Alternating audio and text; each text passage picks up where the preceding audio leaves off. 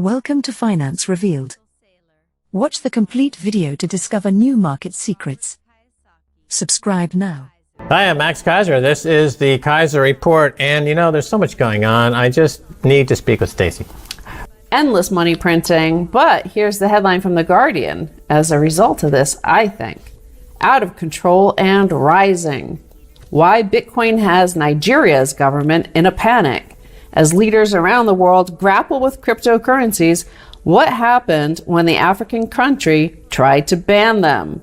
So Max, you and I have been covering this. We covered it when they first tried to ban this earlier this year. And well, it doesn't look like it's gone so well for them because an array of factors from political repression to currency controls and rampant inflation have fueled the stunning rise of cryptocurrencies in Nigeria. In February, the government took fright and banned cryptocurrency transactions through licensed banks. In late July, it announced a pilot scheme for a new government-controlled digital currency, hoping to reduce incentives for those wanting to use unregulated crypto. Right. Well, this is a major story that we've been covering here on Keiser Report now for 2 years about specifically Nigeria. So we know that Bitcoin is a tier 1 global store of value, global money, similar to gold in that respect.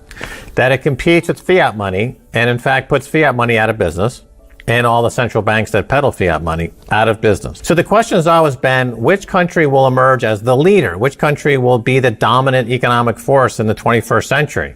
The obvious candidates like China, the US, Great Britain, the problem that they have is that they have already entrenched oligopolies in the fiat money world, and they also have the ability to exert authoritarian power on their populations with ease.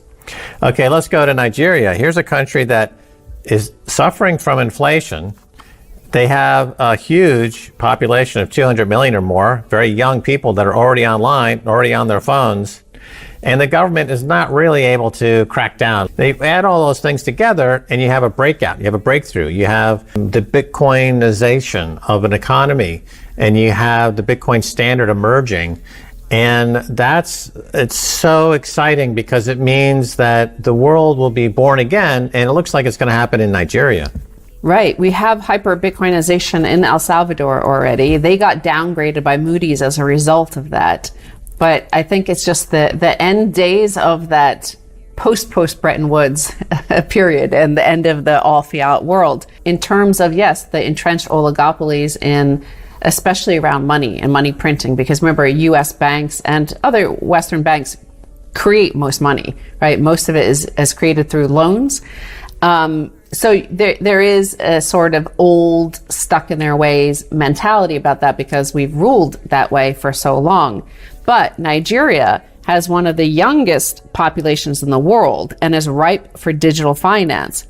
With many people looking for ways to escape widespread poverty, however, pyramid schemes are proliferating. So there are a lot of crypto, i.e. not Bitcoin schemes. That's why, you just stick with Bitcoin, just like in precious metals. As money, you stick with gold, not like any of the fake gold or anything like that. So, a better gold. There's only one Bitcoin, and that's the only crypto. All the rest are essentially a modification or sort of a, fiat scheme of pyramid-like structure to it. Right. Well, we were the first TV show in the world to mention Bitcoin back in 2011 when it was $1, and we said this looks like the real thing. Everyone should be owning it. We've been covering it extensively ever since. But nevertheless, the point being that with Bitcoin, you have this ability now to transcend all these entrenched oligopolists and establish a new kind of presence that asserts the individual sovereignty, the individual creativity, the individual rights, and the individual dominion of the best amongst us to shine and to be part of a new meritocracy that's driven by unconfiscatable, hardest money ever created since the beginning of, since 400,000 years ago, when humans first started playing around with fire.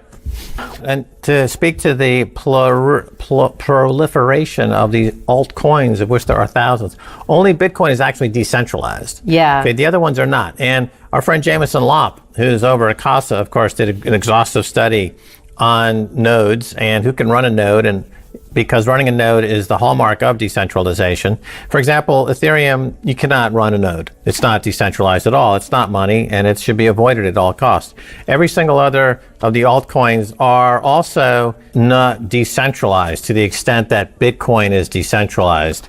And that's the key factor. You want to have your own node, and you want to be part of the decentralized network, and you want to have unconfiscatable wealth. Once you go into any of these other coins, it could be Ethereum or Cardano or these other coins, you're exposing yourself to the vagaries of centralization, and then you're basically haven't escaped the fiat system at all. You're just right back in the fiat system. But it makes sense, as well as we're seeing the entropy hit, the Trefin dilemma hit the US dollar, the disintegration of the dollar as a payments rail and a unit of account globally. It just makes sense. They knew at Bretton Woods that it would eventually happen, and it is happening, I believe. That's my theory. That's why we look at headlines that support that theory. So in Nigeria, you know, this whole process of hyper-Bitcoinization for them just started out of necessity, because it was not just in February of this year where the government banned banks from being able to facilitate transactions in Bitcoin, but in 2019, it was when the government there banned access to foreign exchange for textile import companies in March of 2019. That forced business to suddenly need a way to transact with their Chinese suppliers. So they had to turn to something that was able to be traded easily on a global market. The Nigerian naira can't, and the Chinese yuan can't. So they had to find something that was convertible and easy to use in an exchange with a Chinese company. And they accepted Bitcoin. They recognized it as a store of value and a unit of account. So they traded with these companies that are highlighted in this Guardian piece. Right. Well, to get back to the Nixon shock of 1971 that you started talking about at the top of the show. So that unleashed 50 years of fiat money chicanery. And the U.S., of course, is the biggest crook of them all over there, printing trillions and trillions, and it's accelerating at an exponential rate. Other countries try to mimic the U.S. because the U.S. brand is that print money and be a conspicuous consumer and shop till you drop and take lots of OxyContin, and you can be as Disneyfied as we are here in California, right? So Nigeria is actually trying to be like America. Britain tries to mimic America. All of Europe tries to mimic America. That's the global standard, is to print till you die. Print until you euthanize yourself. What's happening in El Salvador is that, wait a minute, we're going to make Bitcoin legal tender. And we have our own culture. We have our own history. We have our own people. We don't need to be, Goofy and Donald Duck surrogates. And Nigeria is saying, wait a minute, we're in Africa. We don't need to be like Alan Greenspan's, stepchild. We have our own culture, our own continent. Bitcoin gives us our freedom, gives us our identity. We don't have to worry about all that. So that meme, that idea, and Bitcoin is backed by the global imagination. We as humans want it. Therefore, we as humans will get it. Currency questions. Cryptocurrency drop. Cryptocurrency list. Cryptocurrency prices. Cryptocurrency kraken. Cryptocurrency trading platform. Crypto tips. Cryptocurrency basics. Cryptocurrency Dogecoin.